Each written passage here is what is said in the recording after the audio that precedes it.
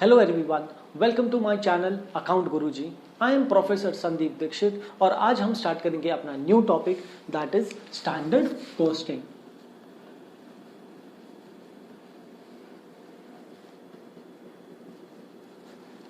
अब कई standard costing का मतलब क्या होता है? स्टैंडर्ड कॉस्टिंग का मतलब होता है कॉस्ट को स्टैंडर्डाइज करना, मतलब अपने खर्चों को एक अनुसार करना। यूजुअली हर कंपनी अपने कॉस्ट को स्टैंडर्डाइज करती है ताकि वो अपना प्रॉफिट मार्जिन डिसाइड कर सके। इस पर्टिकुलर टॉपिक में मुझे मेरे कॉस्ट को स्टैंडर्डाइज नहीं करना है, बल्कि मुझे कैलकुलेट करना है वेरिएंस। अब सवाल है कि वेरिएंस क्या होता है? वेरिएंस का मतलब होता है difference between your estimated expense and real expense is known as variance. अब आते हैं हम लोग अपने फर्स्ट पार्ट पे, दैट इज मटेरियल वेरिएंस।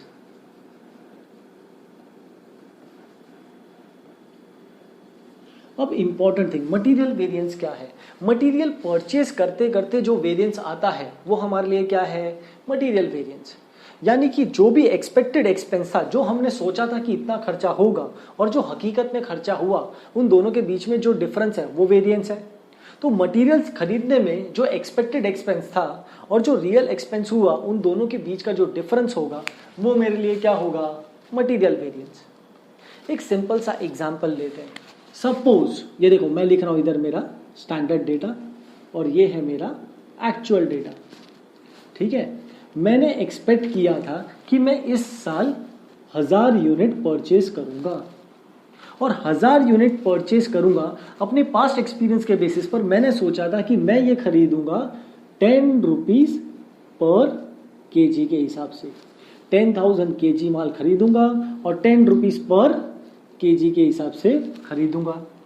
लेकिन जब मैं मार्केट जाता हूं, मुझे पता चलता है कि मुझे एक्चुअल में इस साल 1000 केजी नहीं, 1100 केजी माल की जरूरत पड़ेगी।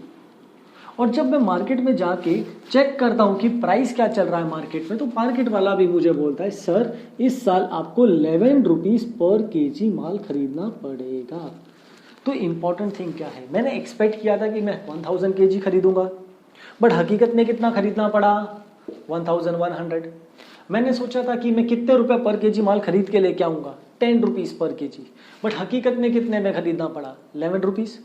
तो डेफिनेटली अब आपके एक्सपेक्टेड एक्सपेंस में और रियल एक्सपेंस में डिफरेंस होगा। वही मेरे लिए क्या है? Material variance. देखो 1000 मैंने एक्सपेक्ट किया था कि मेरा 1000 का क्वांटिटी खरीदूंगा एट द रेट 10 रुपीज, यानी मेरा खर्चा होना कितना चाहिए था मेरे हिसाब से? 10,000। बट हकीकत में मुझे डिफरेंस चाहिए दोनों का, तो इसलिए मैं क्या कर रहा हूं? लेस। इन दोनों के अभी एक्चुअल में कितना खर्चा हुआ? That is 1100 KG into 11, that is 12,100। यानी कि ओवरऑल देखूं तो 10,000 माइनस 12,100 यानी 2,100 मेरे लिए नेगेटिव आंसर आया है, यानी कि मुझे क्या हुआ है? लॉस। तो ये मेरे लिए क्या है? वेरिएंस। कौन सा वेरिएंस? Material variance. क्लियर? तो चलो अब स्टार्ट करते हैं हम लोग अपने formulas, that is material variance के लिए। मेरा मटेरियल का वेरिएंस का फर्स्ट फॉर्मूला होगा material cost variance. Material cost variance का फॉर्मूला क्या होगा? That will be standard quantity into standard price minus actual quantity into actual price. ये देखिए, standard quantity into standard price minus actual quantity into actual. यही हमारा formula किसका है? Material cost variance. Basically material cost variance मतलब क्या? Overall कितना impact आया दोनों के चेंज होने की वजह से। नेक्स्ट फॉर्मूला है हमारा material price variance. Material price variance का फॉर्मूला क्या होगा? That would be standard price minus actual price the whole into actual quantity.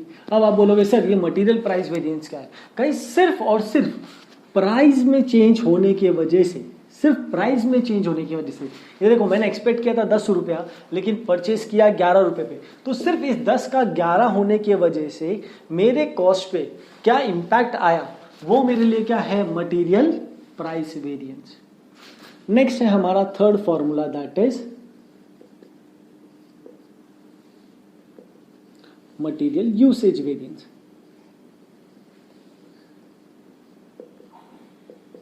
Formula will be standard quantity minus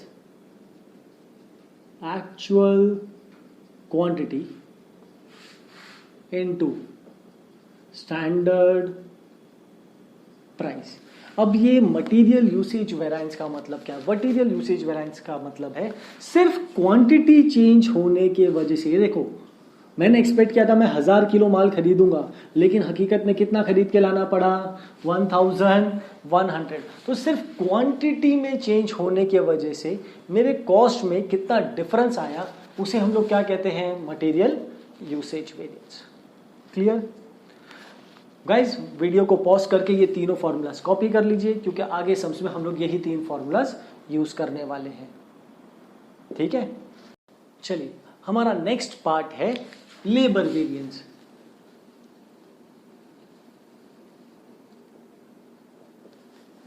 अब लेबर वेरिएंस क्या है? गाइज हर field में आपको लेबर से काम करवाना पड़ता है, तो लेबर के पेमेंट में, आपके एक्सपेक्टेड पेमेंट में और रियल पेमेंट में जो डिफरेंस आएगा वो मेरे लिए क्या है? Labour variance. ये देखिए हम एक सिंपल सा एग्जांपल लेते हैं। देखो ये है मेरा स्टैंडर्ड यानी कि एक्सपेक्टेड डेटा और यहाँ पर मैं लिख रहा हूँ अपना एक्चुअल डेटा। मैंने एक्सपेक्ट किया था कि एक पर्टिकुलर जॉब के लिए मेरा जो लेबर है वो उसे कंप्लीट कर देगा 20 आवर्स में। मेरा एक्सपेक्टेशन था कि एक पर्टिकुलर जॉब को लेबर कितने में कंप्लीट करेगा? 20 आवर्स में, और मैं उसे कितना पेमेंट दूंगा? मैं उसे पे करूंगा 10 रुपीज पर आवर। कितना पे करूंगा? 10 रुपीज पर आवर। लेकिन जब मैंने हकीकत में एक लेबर से काम करवाया तो उस लेबर ने इसी पर्टिकुलर काम के लिए लिए 25 आवर्स, और जब पेमेंट की बात हुई तो उसने बोला मैं सर कम से कम कितना पेमेंट लूंगा? 11 रुपीज पर आवर। तो अब डेफिनेटली गड़बड़ है कि नहीं? मैंने सोचा था 20 घंटे में काम होगा, काम हुआ 25 घंटे में। सोचा था 10 रुपये पर आवर पे करूंगा, पे करना पड़ा 11। तो डेफिनेटली वेरिएंस आएगा कि नहीं? तो वेरिएंस कितना आएगा? देखो 20 इंटू 10 यानी 200 minus actual quantity that is 25 hours into 11 rupees that is 275 rupees, यानी आपका आंसर आ गया 75 रुपीज नेगेटिव। यानी 75 रुपीज नेगेटिव मेरे लिए क्या है? वेरिएंस। तो ये कैसे पता चला? क्यों? स्टैंडर्ड डेटा और एक्चुअल डेटा के बीच में जो डिफरेंस है वही मेरा क्या है? वेरिएंस। तो यहीं से मेरा स्टार्ट होता है मेरा first formula, that is labour cost variance. Labour cost variance क्या है? फॉर्मूला क्या बनेगा? देखो यहीं पर है, standard are into standard rate minus actual are into actual rate. ये मुझे क्या बताएगा? लेबर वेरिएंस मुझे, लेबर कॉस्ट वेरिएंस मुझे ये बताएगा कि दोनों में आर और रेट दोनों में चेंज होने की वजह से जो वेरिएंस आया वो मेरे लिए क्या है? Labour cost variance. Next formula, labour rate variance. Labour rate variance क्या है? सिर्फ रेट चेंज करने के वजह से जो डिफरेंस यानी कि जो वेरिएंस आया उसे हम लोग क्या बोलते हैं? Labour rate variance. तो फॉर्मूला क्या होगा? Standard rate minus actual rate the whole multiply by actual R. Next third formula हो जाएगा हमारा, that is labour efficiency variance.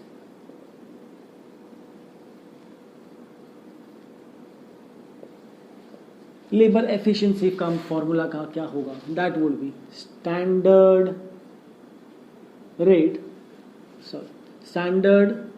Are minus actual R the whole multiply by standard rate.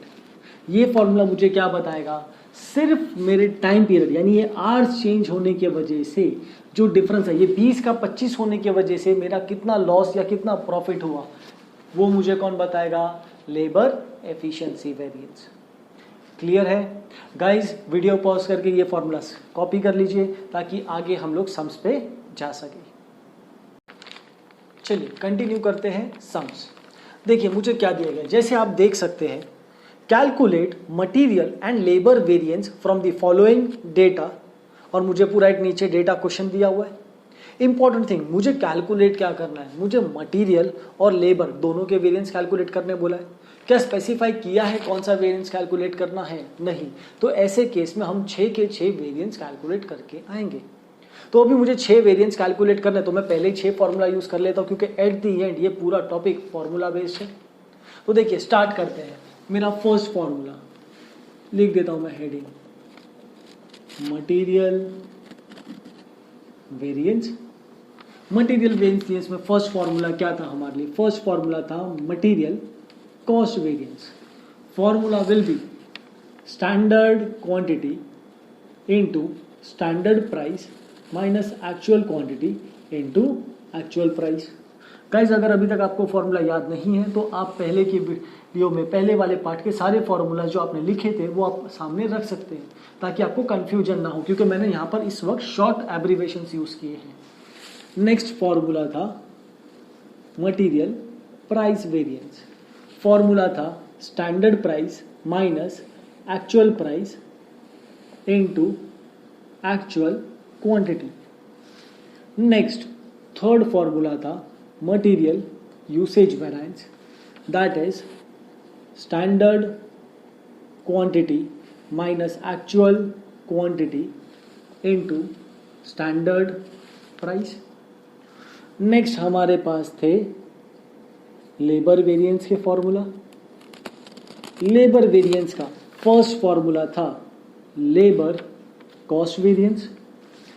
Formula था standard are into standard rate minus actual are into actual rate. Next formula था labour price यानी कि rate variance. Formula था standard rate minus actual rate into actual R. Next third formula था labour efficiency variance. Formula था standard are minus actual R the whole multiply by standard price. तो guys अगर आप ऊपर की 3 फॉर्मूलाज ध्यान से देखेंगे तो आपको ये तीनों कैलकुलेट करने के लिए क्या डेटा चाहिए, standard quantity, standard price, actual quantity, actual price. अगर ये 4 डेटा मेरे पास है तो ये फर्स्ट फॉर्मूला सॉल्व हो जाएगा। स्टैंडर्ड प्राइस, एक्चुअल क्वांटिटी, ये भी कवर आता, ये भी हो जाएगा और ये भी हो जाएगा। यानी अगर मुझे standard quantity, standard price, actual quantity, actual price मिल जाए तो ये 3 फॉर्मूला तो मेरे आराम से सॉल्व हो सकते हैं। नेक्स्ट पार्ट है लेबर वेरिएंस का। लेबर वेरिएंस में मेरे पास क्या है, standard rate, standard R, actual rate, actual R. अगर ये 4 चीज मुझे मिल जाए तो ये बाकी का पार्ट भी आराम से सॉल्व हो सकता है। यानी बेसिकली 4 डेटा यहाँ का चाहिए, 4 डेटा यहाँ का चाहिए, फॉर्मूला अप्लाई करो, आंसर निकल जाएगा। तो स्टार्ट करें। तो इसके लिए मैं पहले ही बना लेता हूं अपना एक वर्किंग नोट। देखो मुझे किस चीज की जरूरत है, जब बात मटेरियल की आती है, तो मुझे किस चीज की चाहिए, एक चाहिए स्टैंडर्ड क्वांटिटी, एक चाहिए स्टैंडर्ड प्राइस। ये देखो स्टैंडर्ड क्वांटिटी, स्टैंडर्ड प्राइस, और क्या चाहिए, एक्चुअल क्वांटिटी और एक्चुअल प्राइस। नेक्स्ट लेबर के लिए मुझे क्या चाहिए, लेबर के लिए मुझे चाहिए स्टैंडर्ड आर, स्टैंडर्ड रेट चाहिए तो मैं लिख देता हूँ ऊपर स्टैंडर्ड डेटा। ये देखो, ये है मेरा स्टैंडर्ड डेटा, ये मेरा एक्चुअल डेटा, यहाँ पर भी लिख रहा हूँ actual data. Standard R standard rate, actual R actual rate. यानी अगर ये 8 चीज़ें मिल जाए तो फॉर्मूला आराम से हम लोग सॉल्व कर सकते हैं। तो हम लोग सॉल्व कैसे करेंगे गाइस? सिंपल सा फंडा है, सम रीड करते जाओ, जो डेटा गिवन है पहले करो कॉपी पेस्ट। क्या बोल रहा हूँ? पहले क्या करने का? Copy paste. बाद में जो भी डेटा मिसिंग है वो हम लोग सॉल्व करना स्टार्ट करेंगे। ठीक है, तो देखते हैं क्या दिया हुआ है। Calculate material and labour variance from the following data. Standard per unit specify किया है, स्टैंडर्ड पर यूनिट यानी 1 यूनिट का डेटा दिया है। Standard per unit material 6 kg eight the rate 4 पर kg, labour 4 hours eight the rate 4 per hour. Guys ये जो भी डेटा दिया है मुझे 1 यूनिट का दिया है। ठीक है, आगे देखते हैं। Actual production 12,500 units. Guys underline कर लो, सबसे मोस्ट इंपॉर्टेंट डेटा है आपका। सम जो स्टार्ट होगा वो हमेशा किससे होगा? एक्चुअल प्रोडक्शन से, क्योंकि जो भी कैलकुलेशन होने वाला है वो एक्चुअल प्रोडक्शन से कंपेयर होने वाला है। तो आपका एक्चुअल प्रोडक्शन कितना है? 12,500 units. Actual material price per KG is 4.5. Material used during the month is 78,000 kg. Direct labor hours worked is 48,000 hours. Actual wages 3.5 per hour. चलो मैंने एक गो थ्रू किया था सम, स्टार्ट करते हैं। फर्स्ट थिंग मैंने क्या बोला? सम हमेशा स्टार्ट किससे होगा?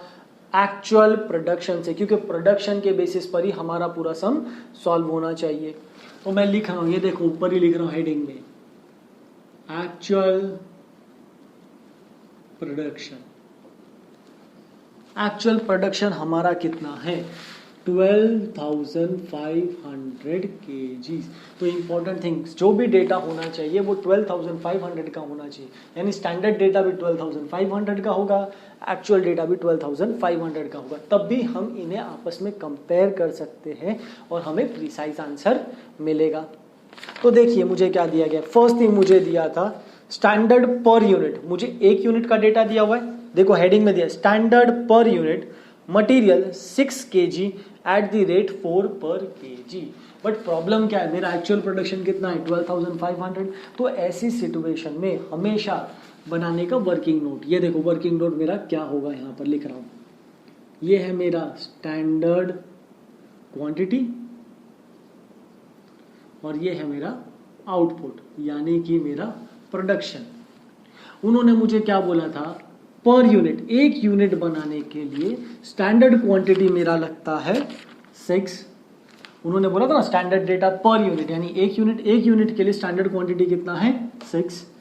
मेरा एक्चुअल प्रोडक्शन कितना है? 12,500 kg। यहां पर हम करेंगे cross multiplication, 12.5 multiply by 6 divide by 1, आपको मिलेगा 75,000। यानी मेरा स्टैंडर्ड क्वांटिटी कितना है? 75,000। क्लियर? आगे देखते हैं। Standard per unit material 6 kg eight the rate 4 पर kg। प्राइस मुझे दिया हुआ है, प्राइस पर kg कितना है? 4 पर kg। नेक्स्ट दिया है लेबर। लेबर के बारे में क्या बोला था? स्टैंडर्ड की बात है, हेडिंग में पहले से लिख के दिया स्टैंडर्ड डेटा है। लेबर कितना है? 4 our eight the rate 4 per hour. चलो लेबर की बात करते हैं। गाइस लेबर भी मुझे कितने के लिए दिया हुआ है? 1 यूनिट के लिए दिया है। मेरा एक्चुअल प्रोडक्शन कितना है? 12,500। तो once again same cross multiplication, ये देखो यहां पर लिख रहा हूं मैं आउटपुट और यहां पर लिख रहा हूं मैं स्टैंडर्ड आवर्स। मुझे क्या बोला गया था? एक आउटपुट 1 यूनिट बनाने के लिए कितना आवर्स लगता है? स्टैंडर्ड आवर कितना लगता है? 4 आवर्स। मेरा एक्चुअल में आउटपुट कितना है? 12,500। क्रॉस मल्टीप्लाई कर सकते हैं। 12,500 इंटू 4 यानी 12.5 इंटू 4 आपको मिलेगा 50 यानी कि 50,000। तो मेरा स्टैंडर्ड क्वांटिटी यानी कि स्टैंडर्ड आर कितना हो गया? 50,000। आगे उन्होंने लिख के दिया है रेट कितना है? 4 per hour. Standard rate 4 per hour. Guys आपके क्वेश्चन में हमेशा याद रखना 4 में से कोई भी 2 चीजें या एक चीज हमेशा मिसिंग होगी और बाकी की चीजें आपको डायरेक्टली क्वेश्चन में दे दी जाएगी। तो 90% ऑफ द टाइम्स हमेशा ये स्टैंडर्ड क्वांटिटी ही मिसिंग होगा और इसको कैलकुलेट करने का हमेशा ये एक कॉमन वर्किंग नोट है। आपको हमेशा बोला जाएगा कि 4 यूनिट बनाने के लिए 50 यूनिट यूज करते हैं और आपका एक्चुअल प्रोडक्शन है 50,000। तो वंस अगेन हम क्या करते हैं, 4 यूनिट बनाने के लिए 20 किलो रॉ मटेरियल लग रहा है, तो 50,000 के लिए कितना, क्रॉस मल्टीप्लाई करके स्टैंडर्ड क्वांटिटी निकाल लेगा। सेम थिंग हम किसके साथ करेंगे, हमेशा लेबर के साथ। मुझे बोला गया था एक आउटपुट के लिए 4 लग रहा है, यानी 4 आवर्स लग रहे हैं, तो 12,500 के लिए कितना, cross multiply, that is 50,000। Clear. आगे डेटा देखते हैं, एक्चुअल के बारे में क्या क्या दिया हुआ है। एक्चुअल प्रोडक्शन 12,500, ये तो हमने पहले ही कर दिया था क्योंकि इसी से हमारा सम स्टार्ट होगा। Next, actual material price per KG is 4.5। Actual material price per KG is 4.5। Clear. Next, actual material use during the month 78,000 kg। मुझे बोला है पूरे मंथ में मेरा प्रोडक्शन 12,500 है और मंथ में actual material use that is 78,000। Actual material is 78,000। Next, direct labour hours worked 48,000 hours. Direct labour our worked 48,000 hours. Actual wages rate 3.5, rate per hour is 3.5। मेरे पास चारों डेटा है, अब हम ये फॉर्मूलाज अप्लाई करके आंसर निकाल सकते हैं। गाइज हमेशा याद रखना, देखो हमेशा आपका स्टैंडर्ड डेटा और एक्चुअल डेटा आसपास होना चाहिए। कोई भी रैंडम सम उठाओ, कभी ऐसा पॉसिबल नहीं होगा कि आपका स्टैंडर्ड क्वांटिटी 5,000 है और एक्चुअल क्वांटिटी 50,000 है या 20,000 है। इतना गैप कभी नहीं होगा। नॉर्मली हर सम में जो गैप मिलेगा आपको वो 30-40% से ज़्यादा नहीं मिलेगा। तो हमेशा अगर आपके सम में अगर आपका ये गैप स्टैंडर्ड डेटा और एक्चुअल डेटा के बीच का गैप बहुत बड़ा आ रहा है, इसका मतलब आपने कैलकुलेशन एरर किया है। तो हमेशा अपना सम रीड बैक करके एक बार चेक कर लेना। क्लियर। चलिए आगे का डेटा सॉल्व कर लेते हैं। मेरे पास सारा डेटा है, मैं इसे फॉर्मेट में सब्स्टिट्यूट कर देता हूँ।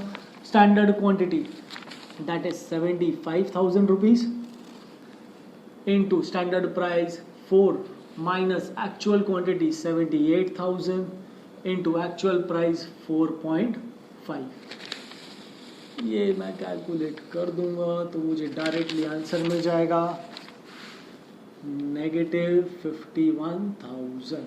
आप चाहो तो -1 इसी तरीके से -51,000 लिख सकते हो या फिर इसे ब्रैकेट में भी लिख सकते हैं। ठीक है। नोट 51, अगर आपका आंसर नेगेटिव आ रहा है तो इसके आगे आप लिखोगे ए का मतलब होता है एडवर्स।